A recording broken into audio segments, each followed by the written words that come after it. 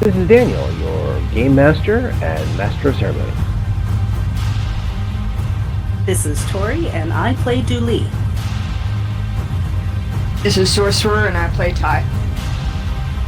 This is Becca, and I play mrrr'grr'rat. And this is Odyssey, a Babylon 5 story. Welcome aboard.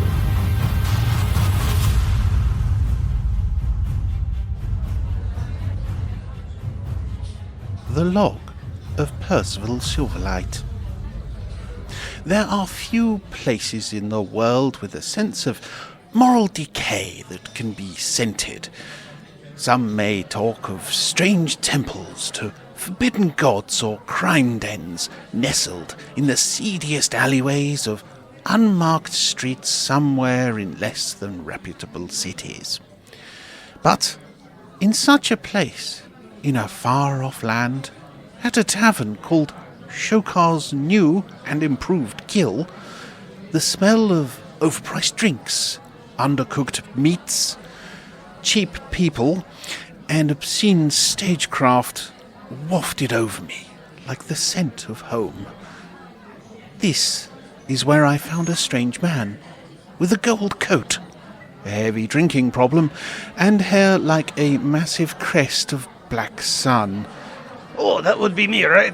Yes? It would indeed be him, one Lord Padani Foglio of House Renata. Yes, that is me. Good. His taste in dress, manner, and speech attacked my senses, like old memories of alien forces, rummaging around in the brain it was never meant for, besieging my mind with overloaded sensation. Like a librarian pak'ma'ra learning from a hive mind that did not want them there. Oh, so you have been listening. What? How did you know what I was writing? You should really not move your lips when you write, but this is a great opportunity. I'm sorry, what? What opportunity? What is this place anyway? What is a Babylon 5? An opportunity that will lead to the next story of the Talmari Celestia. So sit, have a drink. A drink? Oh, why didn't you say? You could have just led with that, you know. Well then, here is one for you. And since you mentioned the pak'ma'ra and the new memories, this is where we find mrrr'grr'rat. Yeah, your character was unconscious all of last time, and you weren't able to join us. That's okay. So you're going to have to figure out what the heck happened, but essentially all you know from last time is that after taking the lid off the goo, you get a face full of goo, and you kind of go unconscious for a bit. So. Okay. From what I remember, we're roughly on the same page. Yep. Yeah, Ty is the only non-unconscious character at this point. Wait, no, I thought I was still Somehow. Am I still conscious? That was me saying Becca doesn't really remember a lot. Oh, okay. I'm sure. Actually, yes, mrrr'grr'rat was unconscious, remember? Because you felt the backlash of the screaming in your head. Right, yeah, I am unconscious now. Yep. I am unconscious now. I got that good Star Wars quote in at the end. Yes! You felt the familiar voices cried out, and then were suddenly silenced. Now, the good news is that when we begin the session, both of you waking up makes perfect sense. So we'll probably end up doing that, at the beginning. But if last I checked, where we were was Ty had returned to MedLab after Dr. Rule had had a couple of drinks, and you actually invited you there, but you definitely were not interested, so you just kind of went, thanks for the drink, goodbye. I have to put my son to bed. And he went, okay, fine. And you sent Chuvo to get some rest, and then you went back to the MedLab to check on mrrr'grr'rat and Dooley. Is this correct? I think I brought Chuvo along because he already took a nap, and Ty definitely just said that, so she could leave without an awkward conversation or being super rude just in case she needs something from this guy later, not because she actually, cares if she's rude to people or not. Gotcha. You're just doing just barely different from the, hi, can I buy you a drink? Hi, can I punch you in the face? Yeah, Or to quote George Carlin, hi, can I buy you a drink? You respond, no thanks, can I have the money instead?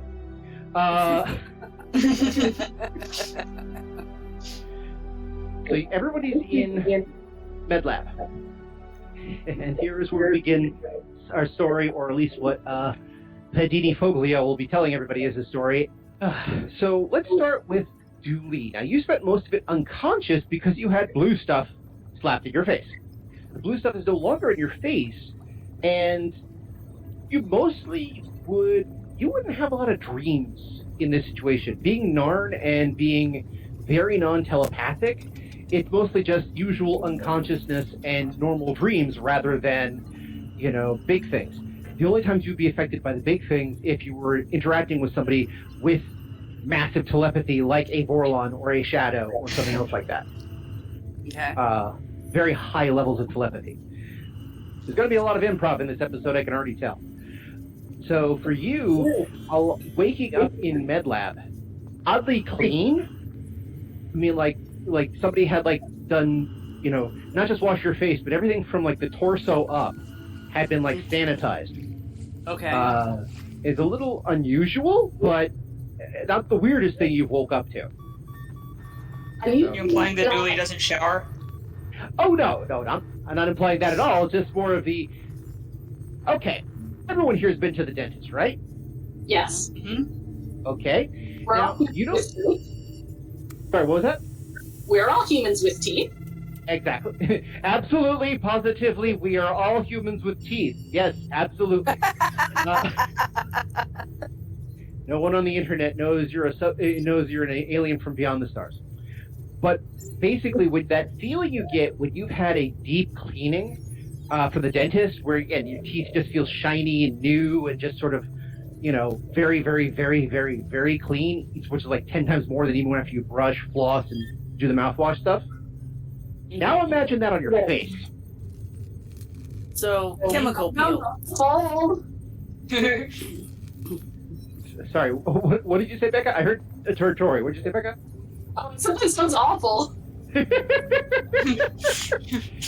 Basically, it's that same feeling of just feeling very cleansed and, everything, even the slightest bit of sweat or grime from your face has just been peeled off or otherwise certifiably cleaned off. Now, that doesn't mean anything below your torso feels that way. In fact, kind of from the bust area up, that seems to feel clean. Everything else just feels normal. Okay. But when you do wake up, you see beside you in another bed, mrr'r'grr'rat, who is, for lack of a better term, slumbering, but in a fitful slumber. A little shuddering, a little shaky. You've seen mrr'r'grat sleep before because you guys were sharing a room, but right. This is a little different. It's kind of like when your roommate is suffering from a cold or suffering from a slight fever, so they get the chills. That sort of feeling. Okay. However, Ty and Tuvo also do show up again to come back to check on you. You've also noticed there's a lot more security personnel around, and there's a lot more medical personnel around doing random tests on various things. You've also found 3 or 4 scanning devices over you at some point in time. Basically, you wake up, it's not the full bar across the chest that has 4 different scanners that actually, if you look at it on the show, has absolutely no purpose whatsoever. They're just blinking lights.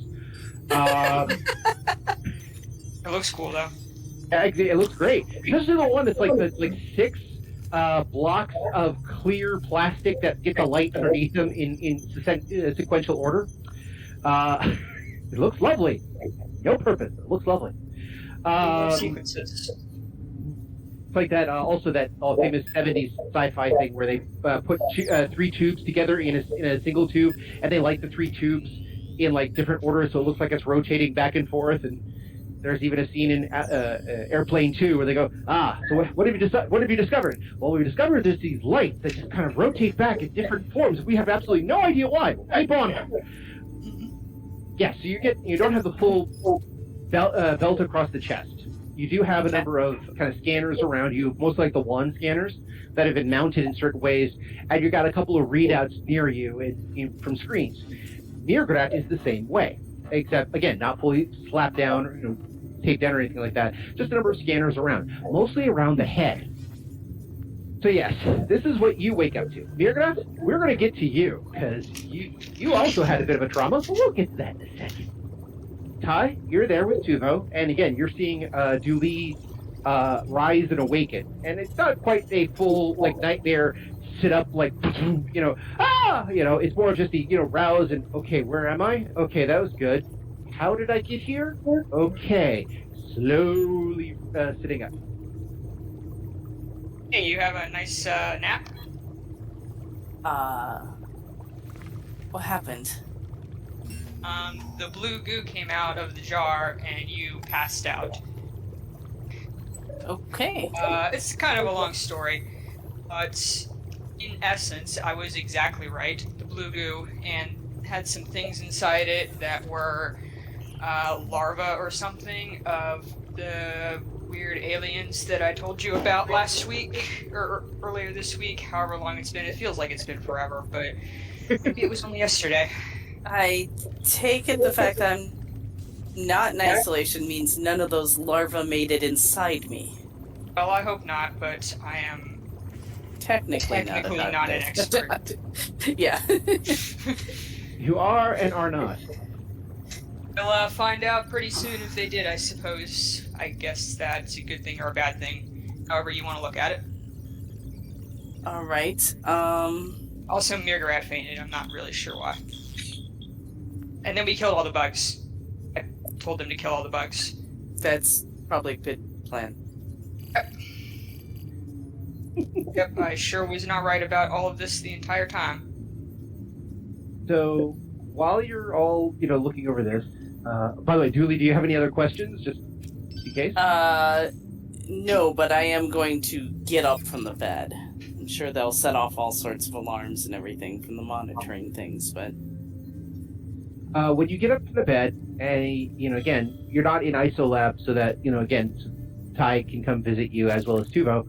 There are a couple of doctors who come by and okay, we just want to make sure you're all right.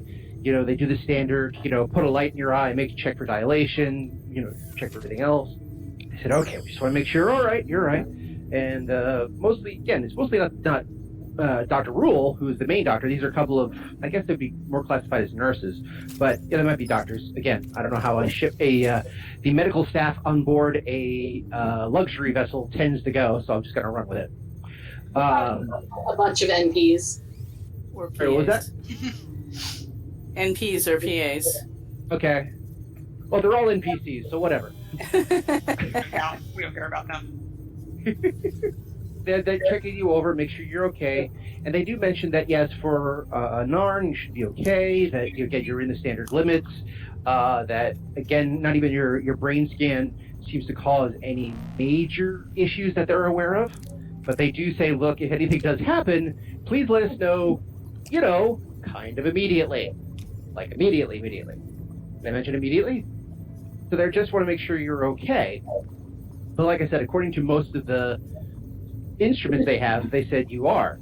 Now, they do actually ask you, do you remember anything? We were gonna open the container. We opened it. We opened the shit out of it. The doctor not really. That would be a no then. Got it. Well, again, this is this is perfectly fine. Narns are not necessarily known for that level of communication while unconscious, so we're just, like I said, going to take that as read, and we're going to keep an eye on it. So if anything does happen later on, please let us know. But we're going to release you for the time being, because I believe there are certain people who would like to have like to check in with you. Okay. Such as... Of course, such as me. And right about that time, tapping on the glass, is Kali. Oh. Who was looking over and just I think I'm due for a report. Oh, yes. Yes, of course. So, All which is good. We also need you here, because not only do we need to know more about where we are, we've been here long enough, the guests have figured out we're off track. So we're going to need your support for a few things too. And she also looks over at Ty and says, and whoever your human friend is, we may need her too. What's your name? I'm Dr. Spears. Doctor. Oh, you're a doctor. Okay, we may need you here then. Sorry about that. You just didn't look like any of the people I know. She actually kind of blinks and looks at you. Wait, aren't you the doctor from Steerage who's supposed to work with the lower class? That's me. That's why you don't know me. Oh, okay. Well, that explains a few things. But you may want to get down there, Doc. I think that your clinic's about to be overrun with people panicking, so you may want to go deal with that. I About think that. I would rather stay here then. I don't know why I would go down into a mob scene. Shouldn't your officers handle that problem? Well, it's mostly just the panic. People are going to need medication, need respirations, things like that. Because the officers will take care of the basic parts, but we still need medical staff to deal with panics, heart attacks, infarctions, all the rest of that when stuff starts coming through. Got it. Well, I'll see what I can do. Yeah. Good day. Shortly. Yeah, Dooley looks extremely uncomfortable, like, an 8-year-old who knows their best friend stole something but can't say anything about it. Ty being like a doctor and someone coming up to her and being like, I'm having trouble breathing, and Ty just being like, that sounds like a personal problem, man. I feel like Ty knows some basic first aid. She is a dockhand of sorts, so she's probably got whatever the equivalent of space OSHA training is. Mhm. Yeah. Which is great if you need to do like CPR and deal with a cut, but not like my brain hurts. Yeah, you're gonna know, need a or- specialist for that. At least you say that and not the my brain hurts. Well, I guess it's got to come out. Ali kind of notes. She looks over at Dooley and says, "Okay, so when you get a chance, I need this, but we're gonna need every help we can." She also looks over. Oh, and your friend, pointing at mrr'r'grr'rat. Yes. What's her status? I literally just woke up. I'll talk to the doc and get back to you along with my report. Kali kind of looks quizzical at you for a second, and then turns directly to Ty and says, "What's her status?" She's gonna be fine. Something happened with the when we killed those bugs, when we burned the blue goat. I'm not a telepath specialist, but nobody seems to be too worried about it. Just gotta wait for her to wake up. Here, To give wake me up. a bluff check, please. Okay. I know. Having Ty, succeed in a bluff check is kind of like, well, it's a Tuesday. I mean, yeah, something weird could happen, but yep. Got it. 36. 36. Yeah, you're fine. That was a roll of a natural 20. So, in true dramatic fashion, this is Ty going, I believe that the left neural cortex had suffered a slight amount of trauma, but that left neural cortex, part of the pak'ma'ra, is pliable, so it should be repairing itself as we speak. As long as we ply her with the correct cortical inhibitors, enough time just to give the brain to reassert itself, it should be fine in these situations. I do recommend that she receive 3 to 5 days of bed rest, but otherwise she should be fine. In fact, we could probably transfer her to her quarters rather than keep up med bay. And the colleague nods. Absolutely. Thank you, Doctor. I'll understand this, recommend this in the future. Make sure you can see to your friend before you head your way down. Thank you very much. Which is going to be the good point where like Dooley slowly turns to Ty with this kind of wide-eye expression.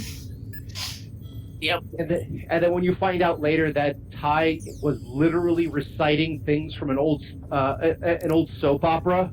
Yeah, she definitely would have heard that on TV and just repeated it. There's no other possible way. Yeah.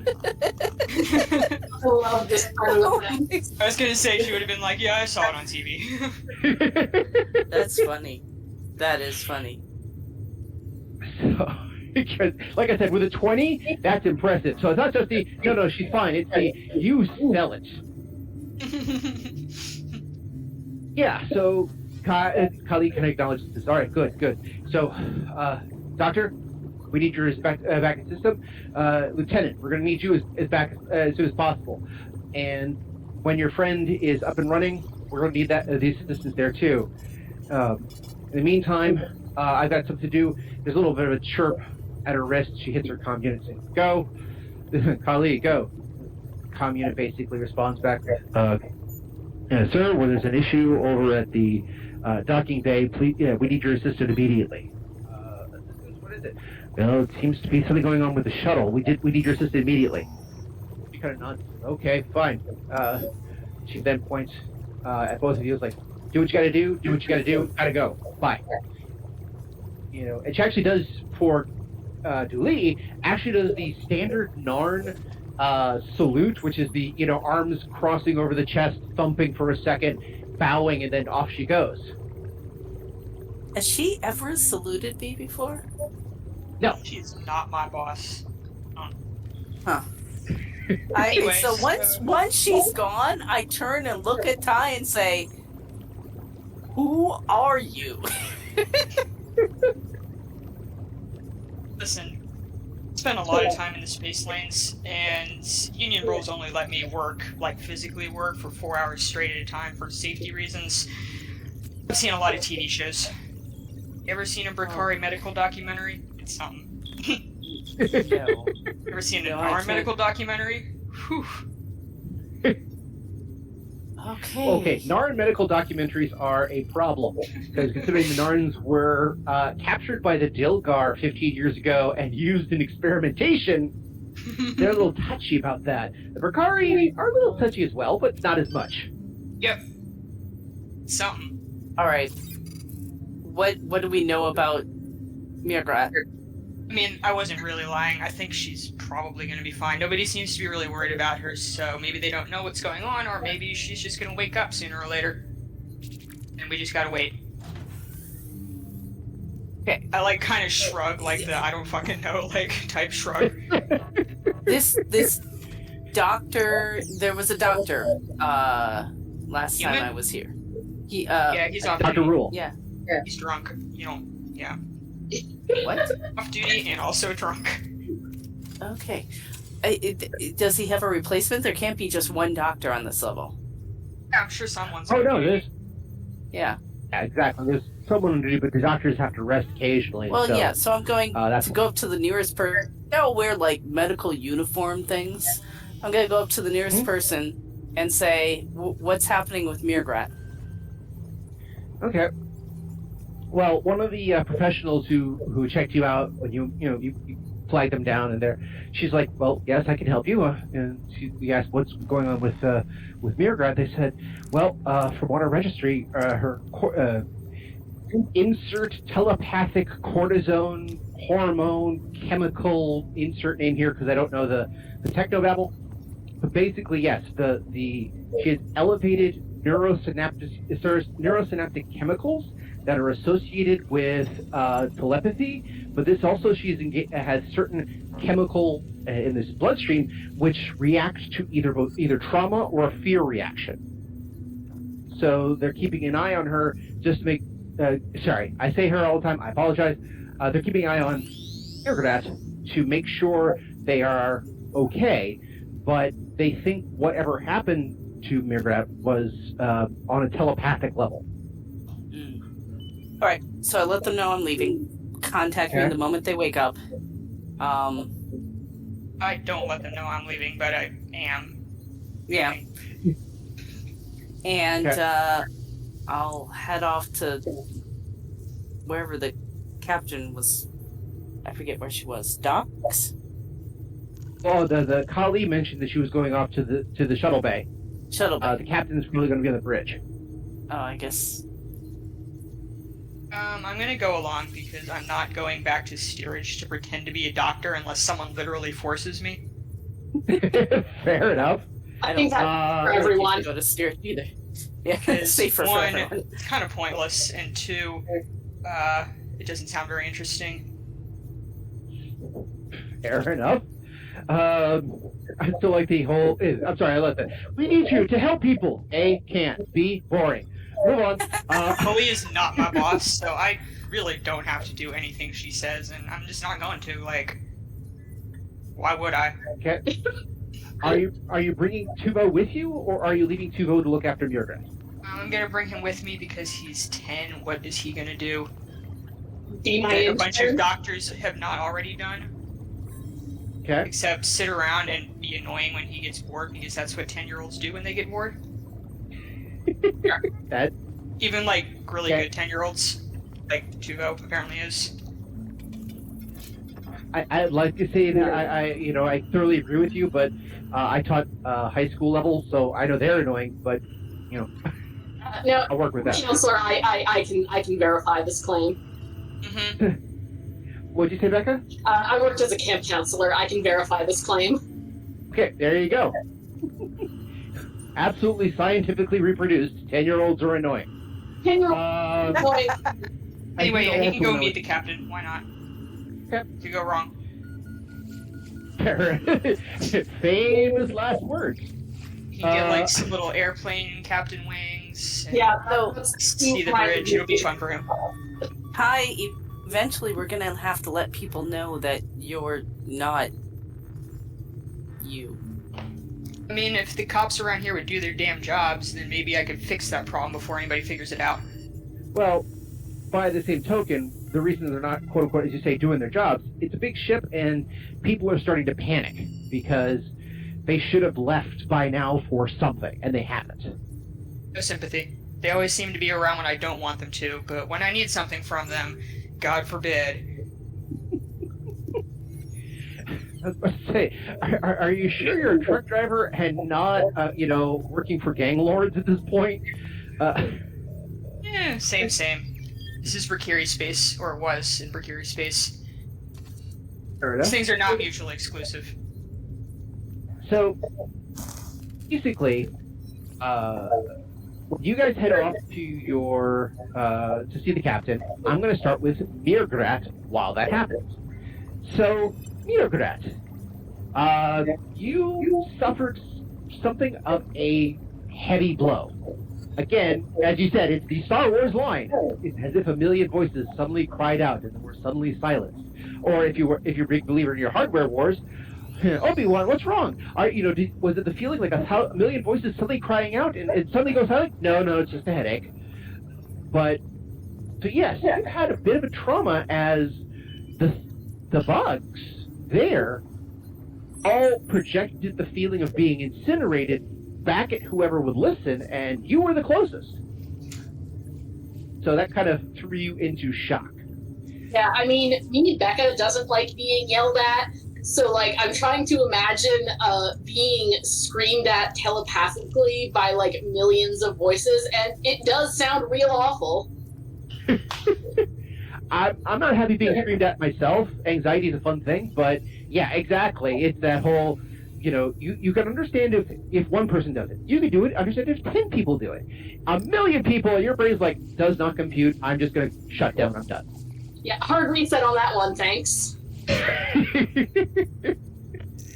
So in this particular case, for you, however, your shutdown sequence, as it were, kind of left aftershocks and jitterings through your head. Again, like if you have anxiety, you get those ripples of old emotions that kind of wash over you on an unusual basis every now and then. And you're getting these like every few seconds or every few minutes. Yeah, that happens sometimes if you don't install updates regularly. Yep. Are you operating your brain under the Windows 57 protocol? While you're doing that, though, get a little bit of a sense, because again, there's a bit of a transfer of information in the screaming. So for you, I'm going to need a will save and a telepathy check. We'll start with a will Alright. save. Save.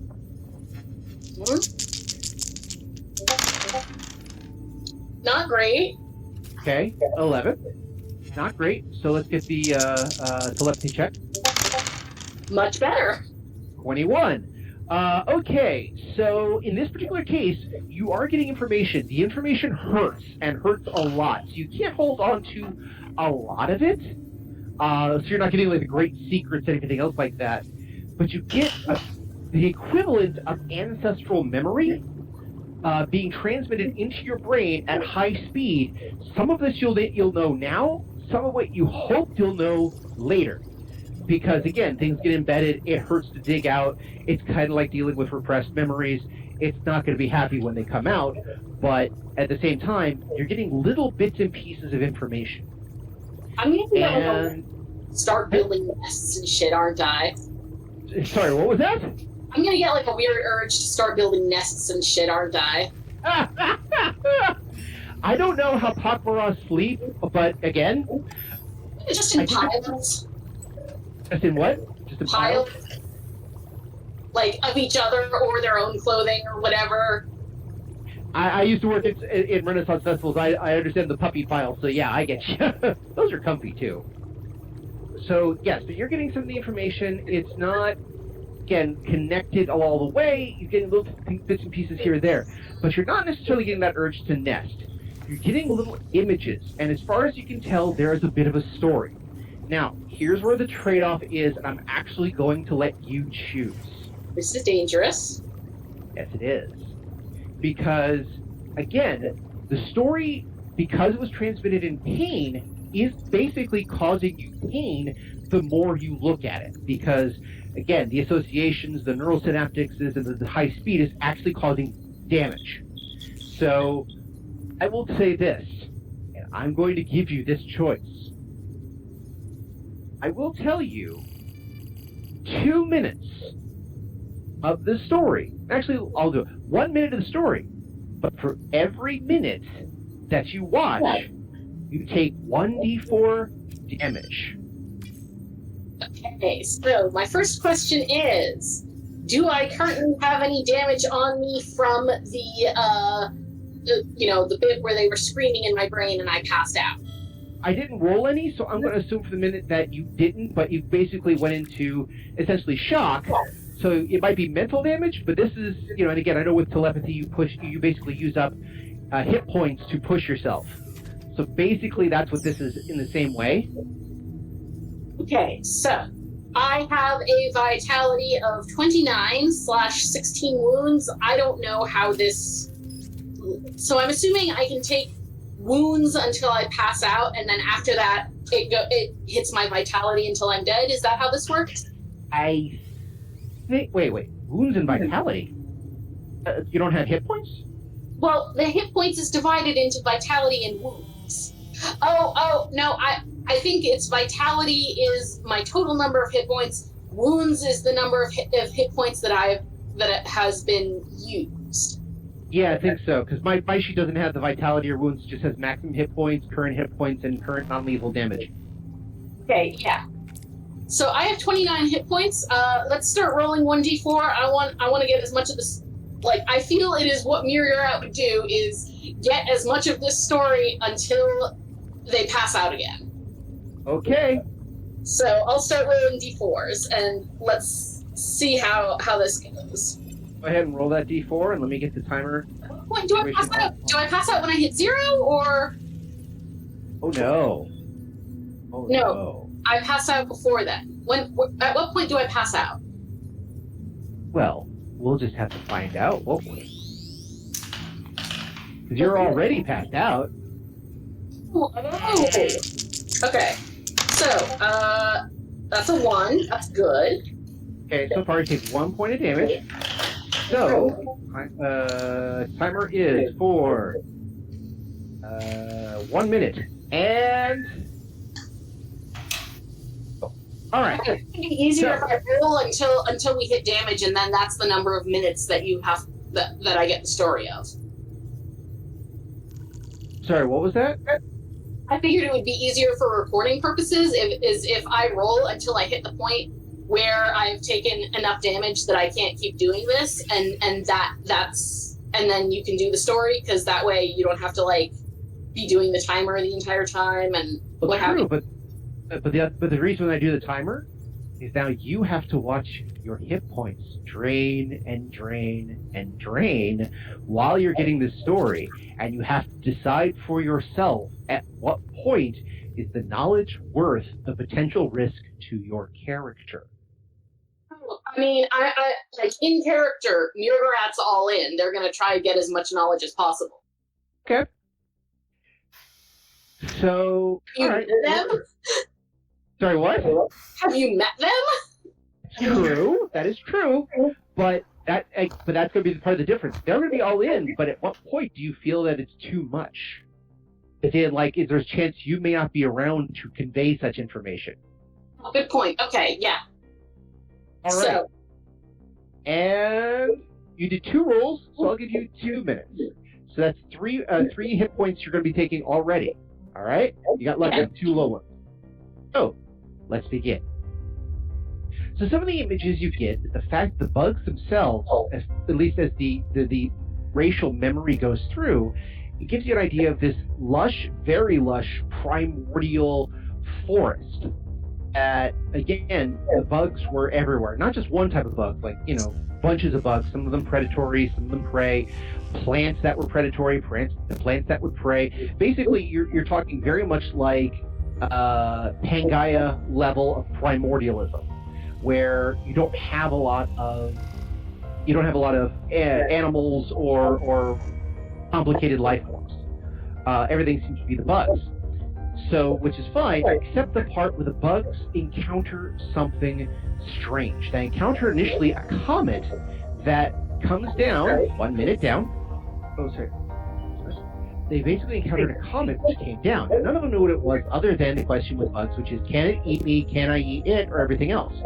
And in this particular situation, when they encountered it to see whether or not they could eat it or they could eat anything else, they watched as their number changed. And not physically, but mentally. There was a bit of a hum between them. A lot of insects, they say, may have actually had something of a hive mind. And that hive mind got polluted and interrupted and switched. There were suddenly new minds in the process. There was suddenly new information in the adjustment. And one by one, the mind started going away. And some of them were replaced by this new information. And it just kept going from there. And it was as if the bugs that were connected by the hive mind were now all were starting to separate and segregate into various groups, into various breeds. And dismiss. All right. 2 minutes down. All right. Haha. Now I'm at 26. No, I'm at 25 hit points. Yeah, a roll of a 1, a 2, and a 1. That's impressive. And begin. So what you're getting now is basically the bugs start gestating into different forms. They start breeding themselves, and evolution starts going off in different directions with these bugs. Some got larger, some got smaller, some changed colors, some developed different wings and different legs and arms and hands and suckers and all that kind of other interesting things. And they started breeding at a vastly accelerated rate, but there was something echoing throughout the whole hive mind. That whole hive mind, no matter if it was the new or the old, was a sense of hunger. That hunger grew so much and so loud.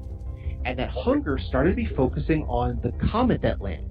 And after a while, they figured out the concept of a box. They figured out the concept of a cube, and they figured out how things could be opened or not opened, and they set themselves the task of trying to open this new box cube from beyond the wherever.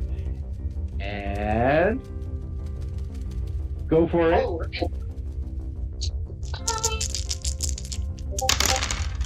3. All right, takes me to 22 hit points. 22 hit points out of 27. I'm keeping a note of that. Out of 29. 29. All right. And all right. So it took turns trying to figure out the box. They tried to figure out if it could be open. And yes, after about 20 or 30 decades, they figured out the concept of hinges, and they figured out the concept of a handle, and they started growing, and they started manipulating themselves into beings that could actually try to open the handle, things that could try to open the box. The box became the religion for them in so many different ways. And this was true for mostly the primary bugs. The ones that split themselves off started acting and behaving so strangely that they became lost to the hive mind. They became different to the hive mind. They became just like a completely new species, but still looked the same. They were almost, again, outcasts and outcriers. the bugs themselves started wondering about their own existence, started wondering what does this all mean, and suddenly the concept of individuality became present. And roll it again. We got some star-bellied sneeches on our hands. 2. Okay, you're getting lucky with these rolls. I know, right? 20 hit points. Now 20 hit points. This is at the point where the doctors would probably start to notice tricklings coming out of mrr'r'grr'rat in various places, mostly around the mouth area and somewhere around the eyes. Little tricklings of various fluids. I don't know exactly what pak'ma'ra are filled with. I know it's blood of some type and other various fluids. I just don't know what comes out of what. I mean, blood's always a safe bet. Like, if blood's coming out of anywhere, it shouldn't be. So that's like a good rule of thumb, bad thing that is happening. Exactly, but if it's also something like, again, black bile, neural synaptic fluid, that sort of thing. Yeah, I mean, usually you want all of your various goos to stay inside you. Exactly. All right, so 1 more minute, and Okay, just as a comment, that's a button. yeah, I know. I'm sorry. Oh wait. Sorry. Yes, you're right. The button of all your various goos should stay inside you. Yes. That is indeed a button. I have to make a list of these. I'm slowly going to try to do that as I do the edits. I actually have a whole subsection folder of things to turn into other things. So, anyway. All right. So, and 2. So, basically, they spent eons after eons just like focused around this box. It became almost a religion to them. And once they finally did figure out how to get it open, they had changed so much form. They had quadrupled in size. They had developed these claws and developed these mandibles and developed these like 100 different eyes on various stalks that kind of was able to take in the sweep of things, because the rest of the world started becoming more dangerous, started becoming more lethal. And suddenly they realized they understood that it was lethal. It was almost a tree of knowledge situation where they suddenly understood their place in the world based on the others that are in the hive mind and this box. And it took them forever to try to get it open, but eventually they did. There was a bug who managed to open the box with the help, reenacting a bit of a hive mind on a local basis. And there we go. Roll it again. 3. I am 17 and counting. All right. So one thing they did, one bug that did figure this out, started calling itself a name. Now the name itself has been lost to centuries as far as you can tell, but the fact that a bug gave itself a name, gave the group a name, gave the other group a name, started to become an idea. And from these ideas, they started getting more and more ideas. And so they tried to figure out what this was about. So eventually the bug did open the box. Inside were tablets that they didn't understand because, what does a bug understand with a book? They also didn't understand that there's all these devices and contraptions and feeding things and organic matter. And they didn't understand. They didn't understand any of it, but they understood the organic matter. So they started to do what they always do with organic matter. They started to feed off it. And when that happened, things got even stranger. More boxes began to fall. More boxes started on various parts of the planet. More of the hive mind couldn't take it anymore. And I'm getting some real, alien ant farm vibes. Okay, that's 2. That means you're at 15. You're halfway down. At this point, you're crying blood on the outside. You're starting to, vomit up in pieces of stuff. And by the way, I will have alien ant farm vibes because are you okay? Are you okay? Are you okay, Annie? I just want to be clear about this. I'm crying blood for science. I believe that's another button. So, all right.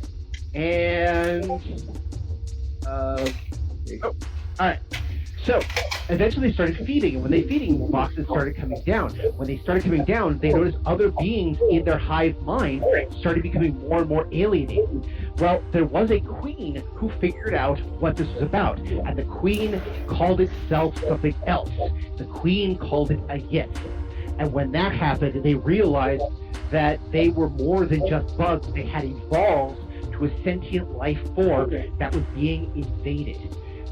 At the same time, the feeling that happened once the organic interior had absorbed, and they had absorbed it all, they started collectiving themselves. They started building societies, and they started feeding on the rest of the insects in and of that planet. They left the plants in balance. They would eat what they could, but they'd leave it alone. But the other insects out there, they started to devour, and included the ones of the other hive mind. And when that happened, there was a great sense of... Roll it! Alright, I mean, genocide is a fairly common growing pain for most developing cultures. How many buttons are you going to give us today? So I'm at 12 hit points now? Yes. Shuddering and trembling and various, like I said, fluids are coming out of your system. Doctors are starting to panic. And this is all while everyone else has left. So at this point, you are starting to be in weird places, and now doctors are rushing to see where they can help you. There's actually been calls made to other pak'ma'ra specialists because, again, everything's different. So, and here we go. When they started understanding, they felt the concept of the yith there. They understood themselves, and they ate other things. But there was a point where the queen yith decreed something. They don't have a word for what was decreed. They don't have an idea for what was decreed. But what was decreed was, essentially, this isn't right, we leave now. And suddenly the invasion that they understood stopped. The remains still remained. So again, most of the other bugs on this planet had either been eaten or enslaved of some type. Some of the basic animals that started being evolved over this time also were enslaved, and husbandry became a thing. And cities started to develop, and all sorts of other small technologies would come around, and yet they still had these boxes they would open and find more organic material which developed them. And roll it! You are in a dangerous place. Okay. It's gonna be real awkward when your grad dies. So that is 10. 10 hit points. You are at a third of what you were at when you started. I'm learning so much! Thus, the gamble. At first, it's fine. But now, how far are you going to take this? And how far are you willing to gamble if you pass 0? And begin. So, there was a sense of loss when the yith said this is not working and they were out, but they kept finding bits and pieces of the strange organic matter. They started cultivating it, trying to get it to replicate, and they would find things occasionally out and about. It became this idea somewhere after they encountered another group of insects that had also seemed like they had come out of nowhere, that these things could be used for something more. These other insects offered them a choice, and they took the choice after eradicating every other insect on the planet and enslaving every other animal. They became the dominant life force of the planet, and they understood it. The other insects, the ones that could not be named, who were much larger than them, had given them a little bit of a leg up and said there is a certain word that, again, was not in the vocabulary, but has now become an idea: vengeance. And okay. Roll it. 1. I am at 9 points. Good grief. Talk about the luckiest roll. It's a goddamn story. It's going to take you a long while to recover, by the way. I think you only get like a hit point back a day. I'll have to look at the healing stuff later on, but yeah. So, and vengeance was something offered because the other insects talked about something about beyond the sky. And beyond the sky were entire worlds of non-insects. But these other worlds also were capable of supporting the insects. And so they found a way of becoming a swarm. And this swarm started gathering and cultivating the various bits and pieces of knowledge they gleaned off of the books once they understood them, and gleaned from the larger insects once they understood it, to develop their own ways of going beyond the sky itself. This was done as vengeance simply because, as the larger insects told them, essentially, they had been invaded by things that were not allowed. The concept of demon kind of creeped into their vocabulary, and they understood that these demons were something that to be feared and had to be routed out. And roll it again! Oh, we're getting so close. 9 points down. Mission. Ah, come on. Oh, jeez! Another one. You are like the luckiest person on these dice rolls today. Listeners, What'd you say? I rolled another 1, listeners. Like I said, you are the luckiest person today. Alright. So that brings you down to what, 8? Yes. Okay. So, basically from this point, they started cultivating their own ships and fleets to get beyond. It took them millennia after millennia after millennia to figure out, and they did. But thanks to the larger insects, they were able to figure out something else, a homing beacon. Once they figured out how to put their scent out in the universe, suddenly they figured out how to attract other beings from beyond the sky who could then be harvested, eaten, devoured, and learned from, until they figured out the neural trick. They learned from the organic matter and the other hive mind that tried to how to get into the neural tissue, and from there train out the neural tissue for themselves, so they could pilot these other beings the way that other races pilot ships or cars. And okay, I'm going like full Men in Black then. oh yes, keep going. Oh god damn it! 4. You are down to 4 hit points. At this point, I need a fortitude save from you. I believe that's my best save. I hope.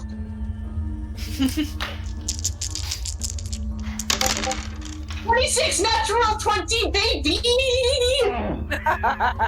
Okay, so you're playing the lottery today because apparently luck is on your side. I am pretty sure I cannot play the lottery in tobacco. Okay, fair enough. Okay, and starting. So, it's not so, they were basically figured out how to take the brain out, but then they started figuring out how to take the brain out of various creatures who visited them without damaging them. So they were able to put them into these devices, not unlike the boxes, so they could learn from these creatures, interrogate them. Eventually, when they made their way beyond the stars, figured out how to create bugs so large, they could pilot them from the inside and move forward. Now that little bit of knowledge they learned from another group they called the Fan Beasts. And the Fan Beasts taught them how to cultivate this much larger bugs that could be piloted from the inside, so they could go off to other planets, find other beings with neurological tissue, and be able to offer them the choice to come and learn from them while they learn from them. Basically acted as scouts for wherever the swarm may go. And now is the time of absolute freaking question. You have 4 hit points left. Outwardly, the systemic shock going through your system, even though you made the fortitude save, is panicking. There may be actual damage to your system on a larger level. Yeah, I think I think I'm gonna hold it for now. I think that is a lot of the story, and also I'm about to die. And here's the part where I have to ask for, and this is where you're gonna hate me, the will save. Alright. 18. Ooh, okay. half of what I told you gets repressed. Do I get with half? Basically, what you'll remember is, I can tell it to you in about a minute. Box fell on bugs. Bugs found other mind in box, started eating stuff in box. They grew bigger, they grew larger, things from beyond started doing things, and they went off to find more brains, because taste good. Oh, and taste good and knowledge acquired is at least one of the subjects that both translates into both the bug and the pak'ma'ra. Because they're eating the brains, so knowledge is acquired. I see. Yeah, at this point, I'll need one more fortitude save, and this is for a reason. Okay.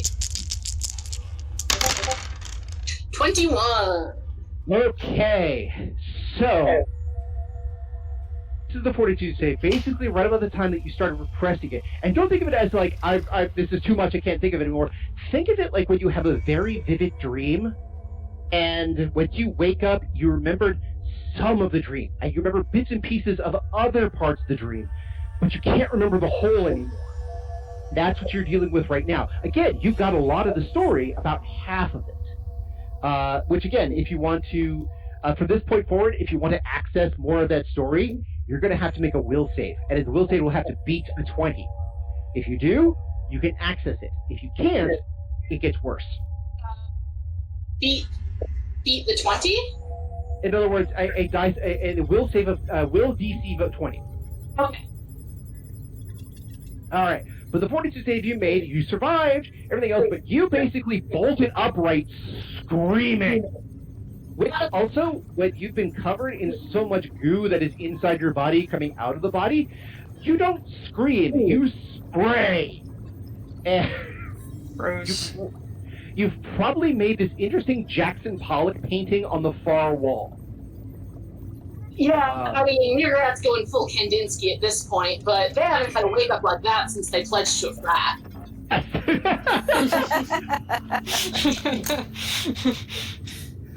Unfortunately, all I can think is like, well, what kind of challenges do you have at a frat? You can't drink that much, and they can't tell you, challenge you to eat stuff because you'll eat it. Whatever. Maybe at pak'ma'ra frats probably gets real fucking wild. So you wake up screaming, spewing various liquids and viscouses out of your system as you come up, but you're awake. Your vision's a little blurry, also kind of changed color because there's now all this blood seeping into your eye. But you're awake, and there's about a crowd of about 4 doctors around you trying their best to make sure you don't die. I am going to try not to die. So you still have 4 hit points. So again, you're hurting, but you're not, in danger of dying anymore. You've basically, like Lanier, who had come out of his coma, basically that's where you are, which is ow, okay, I heard stuff, and I'm just going to lay here for a while. If you happen to have any, painkillers, knockout stuff, that's okay too. That level of, ow, this hurts. Okay. So I think what's going to happen then is after the screaming and spewing has kind of like sufficiently concluded, the announcements of the learned many things this day shall require interns and sedatives. I heard will require interns and sedatives. That is what I said. Okay. So the sedatives are immediately, they're like, okay, we got to fill you up with stuff because otherwise problem.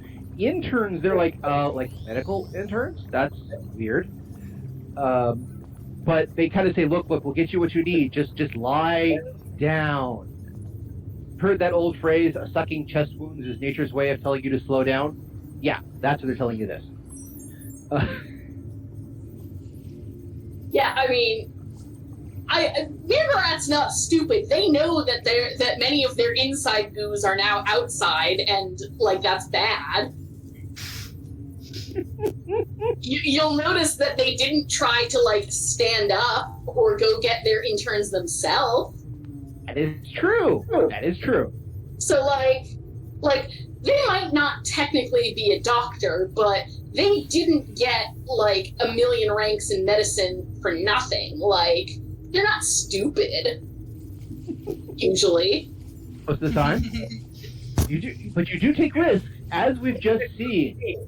You got within 4 points of dying. I actually had that in my notes, that if you got to 0, you would go comatose and possibly die. Yeah, well, I squeezed a hell of a lot of story out of you before that, so I'm calling that a win.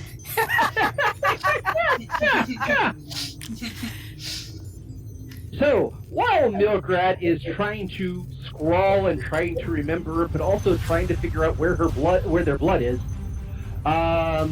It was inside my body last time I checked on it. I had it right here. Now, where was that? Oh, right, it's against the wall. Well, that was a story indeed. Definitely something I will not rip off. So, listeners, please join Padani for another adventure of Odyssey, a Babylon 5 story. I must be off on my own adventures now. Goodbye. Yes, thank you for doing this. Of course, enjoy your adventures. And wait, where's my wallet? Thank you again, kind sir. Thanks again for the kind donation to the Percival Starlight Foundation. Bye. And that's where we're in for this week. I want to thank everyone for joining us and hope that you continue to join us every 2 weeks for another episode of Odyssey. If you have any questions, comments, constructive criticisms, or just want to say hi, then you can find us at temporalplaygrounds.com/Odyssey, or email us at temporalplaygrounds@gmail.com, or find us on Facebook, Odyssey, a Babylon 5 RPG podcast, or Reddit, r/OdysseyB5. Babylon 5 was created by J. Michael Straczynski and is owned by Warner Brothers Domestic Media. The Babylon 5 role-playing game was produced by Mongoose Publishing, utilizing the OGL gaming license for D20. Our audio engineer is Gabriel Belden. Our theme music, Titan Striker, was composed by Evan King. Incidental music provided by Tabletop Audio at tabletopaudio.com. All other music provided by Creative Commons license and is available of information on our website. Once again, I am Daniel, and I thank you for joining us on this grand adventure. Good night, and keep dreaming.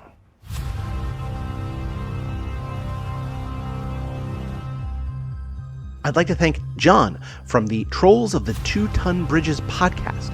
Find them on Twitter, Facebook, and Instagram at TOTTB podcast. Thank you again, John. This was a blast. I look forward to working with you again.